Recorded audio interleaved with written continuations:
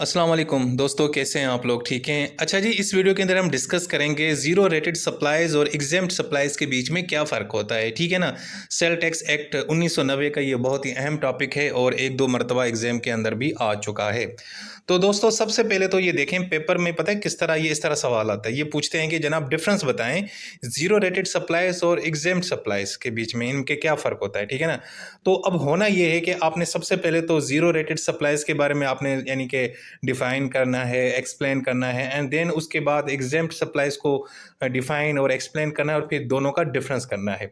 अब इस सवाल के अंदर एक्चुअल में आपके 3 सवाल कवर हो रहे हैं। यानी एक तो चीज़ आपकी ज़ीरो रेटेड सप्लाईज़ भी कवर हो रही है, अगर ये अलग से आता है तब भी आप लिख सकेंगे, और अगर एग्जेम्प्ट सप्लाईज़ है अलग से आता है तब भी लिख सकते हैं, और अगर दोनों का डिफरेंस आता है तो तब भी आप ये इस सवाल को, इस जवाब को इस्तेमाल कर सकते हैं। तो जनाब सबसे पहले देखते हैं कि ज़ीरो रेटेड सप्लाईज़ का मतलब क्या है। यार देखो, ज़ीरो रेटेड सप्लाईज़ का मतलब होता है गुड्स, वो चीज़ें जो आप सेल आउट कर रहे होते हैं, बेच रहे होते हैं, फ़रोख्त कर रहे होते हैं।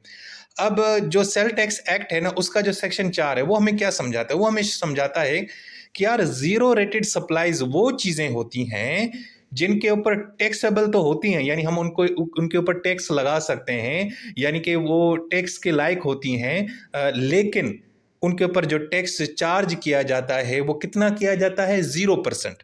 इसीलिए हम उनको बोलते हैं ज़ीरो रेटेड सप्लाईज़, यानी वो चीज़ें जो टैक्सेबल हैं, जिनके ऊपर टैक्स लग सकता है, लेकिन कानून के मुताबिक उसके ऊपर जो रेशो है टैक्स की वो कितनी लगाई जाती है? 0%।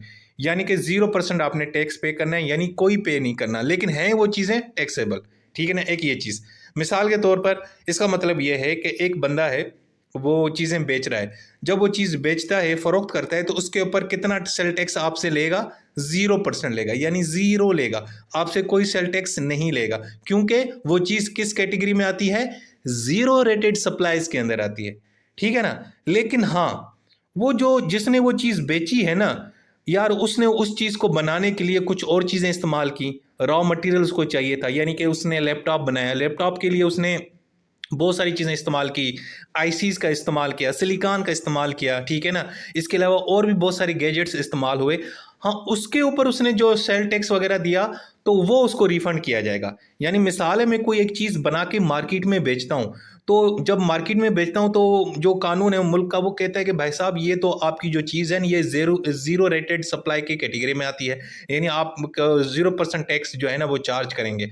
मैं कहा ठीक है सर, लेकिन सर मुझे ये तो बताएं, ये जो मैंने चीज़ बनाई है इसके लिए मुझे 10 चीज़ें मैंने खरीदी हैं, उन चीज़ों के ऊपर तो मैंने टैक्स पे किया है। तो हुकूमत कहेगी अच्छा अच्छा, रो नहीं मत, हम तुम्हें वो रिफंड कर देते हैं। यानी उस प्रोडक्ट को बनाने के लिए जो चीज़ें मैंने खरीदी, उसके ऊपर जो टैक्स पे किया वो मुझे रिफंड कर दिया जाएगा, लेकिन मैं खुद उस प्रोडक्ट को, जिसको उन 10 चीज़ों से मिलकर मैंने जो प्रोडक्ट बनाई, उसके लिए मैं किसी से चार्ज नहीं करूंगा, क्योंकि वो किस कैटेगरी में आती है? ज़ीरो रेटेड सप्लाई के अंदर आती है, ठीक है ना? तो ये चीज़ समझ आ गई। अब इसका एग्जाम्पल देखते हैं, किसकी मदद से? आकाश की मदद से। तो जनाब आकाश साहब आ गए मार्केट में। ये फैसलाबाद के अंदर ना इनकी एक फैक्ट्री है, ठीक है ना? और वहाँ पे ये बेड शीट्स वगैरह बनाते हैं। अब आकाश जो है ना, बड़ा एक कारोबारी बंदा है, सेठ बंदा है। वो क्या करता है कि वो जो बेड शीट्स है ना, वो बना के कहाँ पे फ़रोख्त करता है? यूके में करता है भाई, एक्सपोर्ट करता है, ये एक्सपोर्ट का काम करता है।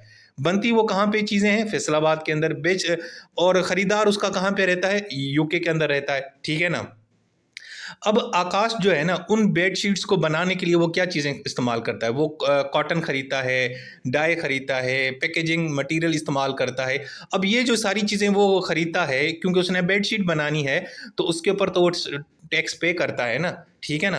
अच्छा जी, लेकिन जब वो एक्सपोर्ट करता है, उस बेडशीट को कंप्लीट हो जाती है, वो जब फाइनल प्रोडक्ट बन जाती है, तो बाहर जब जाती है तो वो जनाब हुकूमत कहती है भाईजान ये तो ज़ीरो रेटेड है, यानी कि वो बाहर के ख़रीदार से कोई टैक्स नहीं लेता, ठीक है ना? लेकिन क्योंकि आकाश ने कोई टैक्स नहीं चार्ज किया, लेकिन भाईजान उस बेचारे ने जो चीज़ वो बनाई है उसके लिए खुद तो उसने टैक्स पे किया है ना यार।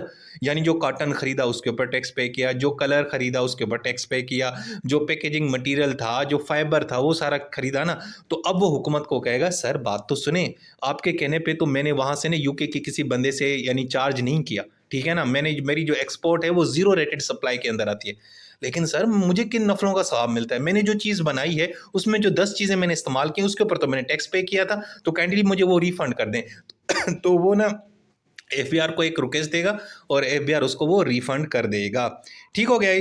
तो इसको बोलते हैं ज़ीरो रेटेड सप्लाई। इसका मतलब है नो टैक्स ऑन सेल, यानी जो चीज़ आप बना के बेचते हो उसके ऊपर आप टैक्स नहीं लेंगे, लेकिन उसको बनाने के लिए जो चीज़ें इस्तेमाल की उन चीज़ों के ऊपर जो टैक्स पे किया उसको आपको रिफंड कर दिया जाएगा। ठीक हो गया जी? तो ये आपको अब कॉन्सेप्ट क्लियर हो गया। अच्छा जी, अब जो सेक्शन 4 है ना उसको अगर हम डिटेल में पढ़ते हैं ना तो उन्होंने हमें लिस्ट दिए हैं कि भाई कौन सी चीज़ें हैं जो ज़ीरो रेटेड सप्लाई की यानी कि कैटेगरी में आती हैं। एक तो वो चीज़ें जो 5th स्केड्यूल के अंदर मौजूद हैं। अब आप सेल्स एक्ट 19 उसको जाके ओपन करेंगे ना, पीडीएफ फाइल जाके ओपन करेंगे तो लास्ट में ना स्केड्यूल्स दिए हुए हैं। उसमें जो 5th स्केड्यूल है ना उसके अंदर उन्होंने कुछ चीज़ों की लिस्ट दी हुई है। वो सारी की जो सारी लिस्ट है ना वो ज़ीरो रेटेड सप्लाई की लिस्ट में आती हैं। यानी वो ऐसी चीज़ें हैं जो बाहर एक्सपोर्ट प्रोसेसिंग जोन के लिए जाती हैं, डिप्लोमेट्स के लिए जाती हैं, कुछ सर्टेन सेक्टर्स के लिए जाती हैं। वो सारी जो चीज़ें हैं क्योंकि वो स्पेशल लोकल गुड्स होती हैं उसके ऊपर कोई टैक्स यानी आप नहीं चार्ज करते, वो ज़ीरो रेटेड कैटेगरी में आती हैं। एक तो ये होगी। इसके अलावा वो चीज़ें जो आप इंटरनेशनल ट्रांसपोर्ट के लिए इस्तेमाल करते हैं। मिसाल के तौर पर मैं इसका आपको इस तरह एग्जांपल देता हूँ कि आकाश ने क्या किया कि वो जो है ना जो पैकेज्ड फूड होता है और जो ड्रिंक्स होती हैं यानी कोल्ड ड्रिंक्स वगैरह उसने पीआईए को ना फ़रोख्त कर दी। पीआईए ने उससे ख़रीद ली और पीआईए ने कहा कि यार ये चीज़ें जो है ना हम ना अपने पैसेंजर्स को देंगे, हम खाएँगे, ये खाएँगे, लेकिन वो चीज़ें इस्तेमाल कहाँ पे होंगी? पाकिस्तान के बाहर होंगी। यानी कि वो जो एक फ़्लाइट जा रही है कराची से लंदन या लाहौर से लंदन, तो वो लंदन में जाके इस्तेमाल होंगी या रास्ते में कहीं पे इस्तेमाल होंगी। तो अब वो जो चीज़ें हैं वो भी किस कैटेगरी में आती हैं? ज़ीरो रेटेड सप्लाई के लिस्ट में आती हैं। जो सेक्शन 4 है उसकी जो सब क्लॉज़ बी है वो जाके आप देखेंगे तो वहाँ आपको ये चीज़ नज़र आएगी। ठीक हो गया? 2 प्रोडक्ट हो गई। तीसरी प्रोडक्ट कौन-सी है? वो प्रोडक्ट्स जो हुकूमत ने डिक्लेयर किए हैं। बाज़ औक़ात कुछ इस तरह की इमरजेंसी होती है दोस्तों, कोई नेशनल सिक्योरिटी का मामला होता है, नेचुरल डिज़ास्टर आ जाता है, फूड सिक्योरिटी इमरजेंसी आ जाती है या कोई इंटरनेशनल एग्रीमेंट होता है, उसके तहत कुछ चीज़ों को ना ऊपर हुकूमत ना ऐलान कर देती है कि भाई ये ज़ीरो रेटेड सप्लाइज़ हैं। वो चीज़ें भले ही फिर लोकल भी इस्तेमाल होंगी तब भी उसके ऊपर आप ज़ीरो सेल टैक्स चार्ज करेंगे। मिसाल देते हैं कि जिस तरह अभी रिसेंटली फ्लड आया था पंजाब के अंदर, सिंध के अंदर, केपी में और ऊपर वाले एरियाज़ के अंदर, तो अब हुकूमत ने कहा कि भाईजान ये जो अगर आप कोई बंदा बाहर से ना इंपोर्टेड जो टेंट्स होते हैं या मेडिसिन जो भी लेके आता है, वो जो पाकिस्तान में किसी को सप्लाई करेगा तो उसके ऊपर क्या लगेगा? ज़ीरो रेटेड टैक्स होगा। अब आकाश ने क्या किया, वो जो टेंट्स थे ना वो एनडीएमए को जो नेचुरल डिज़ास्टर मैनेजमेंट अथॉरिटी है उसको उसने क्या किया? बेच दिए। लेकिन उनसे क्या ख़रीदा? उनसे 0% टैक्स यानी कि कलेक्ट किया क्योंकि वो ज़ीरो रेटेड सप्लाई की कैटेगरी में आ गई। ठीक है ना? तो इसका मकसद ये था हुकूमत ने एक नोटिफ़ाई करके ये चीज़ें हमें बता दी कि भाईजान ये वाली जो चीज़ें इमरजेंसी में इस्तेमाल हो रही हैं तो इसके ऊपर अब ये कौन-सी कैटेगरी में आएँगी? ज़ीरो रेटेड सप्लाई की कैटेगरी में आ गई। ठीक है जी? तो ये तो हो गई वो चीज़ें। अब इसी सेक्शन के अंदर आगे इन्होंने हमें बताया कि कुछ ऐसी चीज़ें हैं जिनके ऊपर ज़ीरो रेटिंग अलोन नहीं है, यानी कि भाईजान हाँ जी, यानी कि वो जो बेचने वाला है वो आपसे सेल टैक्स चार्ज करेगा। अब सबसे पहली क्या चीज़ है कि भाई आपने एक चीज़ एक्सपोर्ट की, ठीक है ना? लेकिन वो फिर कुछ दिन के अंदर वापस पाकिस्तान में आ गई, यानी उसको आपने री इम्पोर्ट किया, यानी आपने फ़नकारी दिखाई। किस तरह?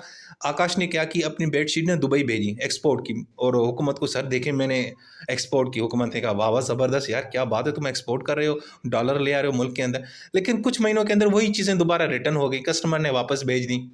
अब वापस भेज गई तो ज़ीरो रेटिंग क्या हो गई? खली बली कैंसिल हो गई। अब आप रिफंड क्लेम नहीं करेंगे, अब आकाश रिफंड क्लेम नहीं करेगा। हम उसको ये कहेंगे, हुकूमत वाले ये कहेंगे कि भाई साहब देख, तूने जो चीज़ें बेची थी वो तो आ गई वापस पाकिस्तान में, यानी एक्सपोर्ट तो हुई ना, घूम फिर के चक्कर लगा के वापस आ गई। अब काहे का रिफंड मांग रहे हो? जाओ घर जाओ, जाके सो जाओ। ठीक है ना? सो वो चीज़ जो परमानेंटली पाकिस्तान से चली जाती है बाहर, उसके ऊपर आप ज़ीरो जो है ना वो रेटिंग का जो है ना क्लेम कर सकते हैं, रिफंड क्लेम कर सकते हैं, अदरवाइज़ नहीं। ठीक हो गया जी? अच्छा जी, उसके बाद है goods declare for export but never actually exported, यानी आपने ना कागज़ों में डिक्लेयर किया ये चीज़ एक्सपोर्ट होगी लेकिन वो फिज़िकली पाकिस्तान में ही थी, यहाँ से गई नहीं। मिसाल है, आकाश ने क्या किया, एक एक्सपोर्ट फॉर्म जो था ना, वो एक डॉक्यूमेंट था, उसको फिल किया, उसमें बेडशीट लिखी कि मेरी इतनी बेडशीट यूके में जा रही हैं, लेकिन वो शिपमेंट कैंसिल हो गई और वो जो सारी चीज़ें हैं वो उसका जो वेयर हाउस है फैसलाबाद उसके अंदर ही पड़ी थी। यानी पेपर वर्क हो चुका था, कागजों में वो चीज़ें जा चुकी हैं, लेकिन फिजिकली वो वहीं रह गई क्योंकि मामलात गड़बड़ हो गए, खली बली हो गए। अब वो चीज़ें ना जीरो रेटिंग कैटेगरी में आती हैं, ना ही उसके ऊपर रिफंड क्लेम करेंगे। अब आकाश ये नहीं कहेगा सर मैंने बेडशीट बनाई है, प्लीज़ मुझे रिफंड कर दें, मैं तो बाहर बेच रहा था। भाई हम कहेंगे भाईजान वो फिजिकली तो नहीं गई ना, वो तो इधर पाकिस्तान में पड़ी हुई हैं, कागजों में गई थी, तो वो यानी कि हम वो भी इस कैटेगरी में नहीं आती। ठीक है जी। अच्छा जी, उसके बाद तीसरी चीज़ है कि जनाब आपने किसी ऐसे मुल्क में चीज़ एक्सपोर्ट की जिसकी हुकूमत ने इजाज़त नहीं दी, हुकूमत ने उसके ऊपर पाबंदी लगाई हुई है, यानी ज़ीरो रेटेड पाबंदी है। हुकूमत ने कहा है कि भाई अगर आप इस मुल्क में कोई चीज़ जाके एक्सपोर्ट करेंगे ना, तो उसके ऊपर ज़ीरो रेटेड सप्लाई वाला फार्मूला नहीं लगेगा, यानी हम आपको रिफ़ंड नहीं करेंगे। मिसाल के तौर पर एफबीआई ने नोटिफाई किया है कि भाई अगर एक कंट्री है एक्स, उसको अगर आप एक्सपोर्ट करेंगे तो जो भी चीज़ें आप बेचेंगे वहाँ पे वो ज़ीरो रेटिंग के कैटेगरी में नहीं आएंगी, यानी हम आपको रिफ़ंड नहीं करेंगे। अब आकाश ने क्या किया, बेडशीट वहाँ पे एक्सपोर्ट की। अब वहाँ पे जो है ना, वो उसकी जो सेल है वो जो है ना ज़ीरो रेटेड कैटेगरी में नहीं आएगी और वो कोई भी रिफ़ंड क्लेम नहीं कर सकता। ठीक हो गया जी। अच्छा जी, इसके अंदर एक मज़ीद उन्होंने एक चीज़ ये रखी है कि जो रिफ़ंड है ना, उसकी लिमिटेशन हुकूमत उसको खुद यानी कि फ़िक्स कर सकती है, यानी वो रिस्ट्रिक्ट कर सकती है। ये नहीं है कि बस जितना कहेंगे उतनी आपको लिमिट होगी, ऐसा नहीं है। यानी इसका मतलब है कि हुकूमत एक लिमिट बता सकती है, भाई इस हद तक आपको हम रिफ़ंड कर सकते हैं। मिसाल है, आकाश कहता है कि जी मुझे 1 मिलियन रिफ़ंड किया जाए, लेकिन हुकूमत कहती है नहीं भाईजान हम सिर्फ 80% जो है ना रिफ़ंड करेंगे, बाकी नहीं करेंगे। ठीक हो गया जी। तो ये हो गई आपकी ज़ीरो रेटेड सप्लाई चीज़ होगी क्लियर। ओके, क्लियर हो गया। मैं दोबारा बता देता हूँ कि भाई वो चीज़ जो टैक्सेबल है, टैक्स लग सकती है, लेकिन हुकूमत उसके ऊपर 0% चार्ज करती है, सेल टैक्स यानी ज़ीरो लगता है, और बदले में आप उसके अगेंस्ट में उसको रिफ़ंड करवा सकते हैं। अगर आप चीज़ बेच रहे हैं तो आप रिफ़ंड क्लेम कर सकते हैं, क्योंकि आपने उस चीज़ प्रोडक्ट को बनाने के लिए दूसरी प्रोडक्ट्स इस्तेमाल की, उसके ऊपर टैक्स पे किया, तो आप रिफ़ंड कर सकते हैं, लेकिन आप सेल टैक्स ज़ीरो लेंगे उनसे। ठीक हो गया।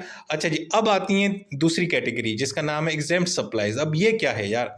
यार ये वो सप्लाईज या सर्विसेज होती हैं जिसके ऊपर ना कोई सेल टैक्स लगता है, ना चार्ज कर सकते हैं, और मज़े की बात है कोई रिफंड भी नहीं है। बस यार इतना फ़र्क है। अब जो ज़ीरो रेटेड है उसके ऊपर दो चीज़ें थी कि भाई ज़ीरो सेल टैक्स चार्ज करेंगे आप, प्लस में रिफंड करेंगे। यहाँ पे ज़ीरो सेल टैक्स प्लस में रिफंड भी नो नो, यानी दोनों सिचुएशन में नो नो। पहले वाली सिचुएशन में पहले में सेल टैक्स नो, प्लस में येस रिफंड। अब यहाँ पे रिफंड नो और सेल भी नो, सिंपल।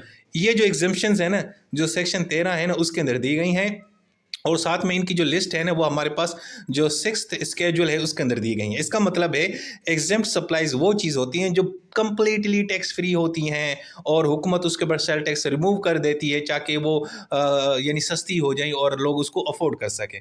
अब मिसाल है, आकाश साहब जो है ना वो ताज़ा ताज़ा जो दूध है और वेजिटेबल्स हैं ना वो फ़रोख्त करते हैं। अब ये दोनों चीज़ें जो है ना, मिसाल लेते हैं, एग्जेम्प्ट सप्लाईज की कैटेगरी में आती हैं। इसका मतलब क्या है कि आकाश उनके ऊपर कोई सेल टैक्स चार्ज नहीं करेगा, और बदले में उन चीज़ों के लिए जो उसने पैकेजिंग इस्तेमाल की या दूध के अंदर जो पानी इस्तेमाल किया ठीक है ना, उसके लिए वो रिफंड भी क्लेम नहीं करेगा। यानी दोनों चीज़ें, ना वो हमसे कोई, अगर मैं आकाश से यानी कि उसकी शॉप पे गया, उसको कहा, मैंने कहा यार प्लीज़ ये मुझे भाई 2 लीटर दूध दे दो, उसने मुझे दूध तो दे दिया, लेकिन वो मुझसे सेल टैक्स नहीं लेगा, क्योंकि ये यानी कि एग्जेम्प्ट सप्लाईज के अंदर आता है। प्लस में हुकूमत से वो रिफंड भी नहीं मांगेगा कि सर ये देखें दूध बनाने के लिए मैंने ये चीज़ें इस्तेमाल की। भाई काय की चीज़ें, भाई नेचुरल चीज़ है जी। तो ये आगे इसकी एग्जेम्प्ट सप्लाईज की कैटेगरी में आ गई।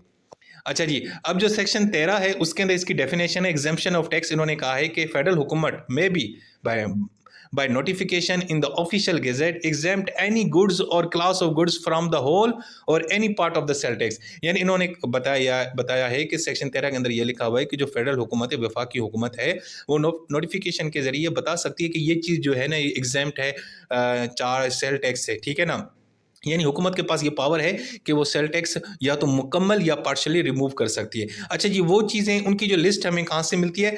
6th जो स्केड्यूल है उसके अंदर ये हमें इनकी जो है लिस्ट नज़र आती है। ठीक है ना, सो ये हो गया चीज़। अच्छा, वैसे इसके अंदर जो चीज़ें आती हैं ना दोस्तों, वो चीज़ें होती हैं जो बहुत ही बेसिक जो हमारी ज़रूरियात हैं उनके लिए हम जो चीज़ें इस्तेमाल करते हैं, ठीक है ना?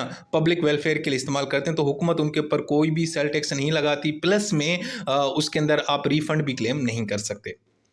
अच्छा जी, अब वो कौन-सी चीज़ें थी जो मैं आपको बता रहा था कि भई एक तो वो चीज़ें जैसे गंदम है, चावल है, वेजिटेबल्स हैं, फ्रूट है, इसी तरीके से मिल्क है, फ्रेश मिल्क है, बटर है, योगर्ट है, दही है।